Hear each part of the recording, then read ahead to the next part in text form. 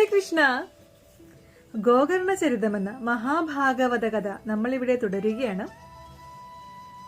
അത്ഭുത സിദ്ധിയുള്ള മാമ്പഴത്തെ തന്റെ പശുവിന് നൽകിയതിനു ശേഷം ദുന്ദുലിയാകെ വിഷമിച്ചിരിക്കുകയായിരുന്നു. ആ സമയത്തായിരുന്നു അവളുടെ അനുജത്തി അവളെ കാണാൻ വേണ്ടി വന്നത്. നടന്ന കാര്യമെല്ലാം ദുന്ദുലി അനുജത്തിയെ ധരിപ്പിച്ചു. അപ്പോൾ അനുജത്തി പറഞ്ഞു, ചേച്ചി വിഷമിക്കേണ്ട, ഞാൻ ഇപ്പോൾ ഗർഭവതിയാണ്. ചേച്ചി ഗർഭവതിയാണെന്ന് നടിച്ച് വീടിനുള്ളിൽ തന്നെ ഇരിക്കണം.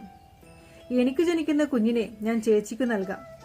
എന്റെ ഭർത്താവിനെ പക്ഷേ ഇതെല്ലാം അറിയിക്കണം. അദ്ദേഹത്തിനെ കുറിച്ച് പണവും ചേച്ചി നൽകണം. ദുന്ദുലി അതെല്ലാം സമ്മതിച്ചു. അവർ ആവശ്യപ്പെട്ട പണവും അനിയത്തിക്ക് നൽകി. കുറച്ചുനാൾ കഴിഞ്ഞപ്പോൾ അവളുടെ അനുജത്തി പ്രസവിച്ചു.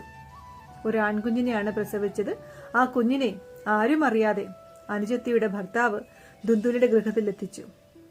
അങ്ങനെ ആത്മദേവന് ഒരു ആൺകുഞ്ഞുണ്ടായെന്ന് എല്ലാവരും സന്തോഷിച്ചു. ആത്മദേവനും വളരെയധികം സന്തോഷത്തോടുകൂടി ആ കുഞ്ഞിനെ തന്റെ കുഞ്ഞായി കരുതി നോക്കി.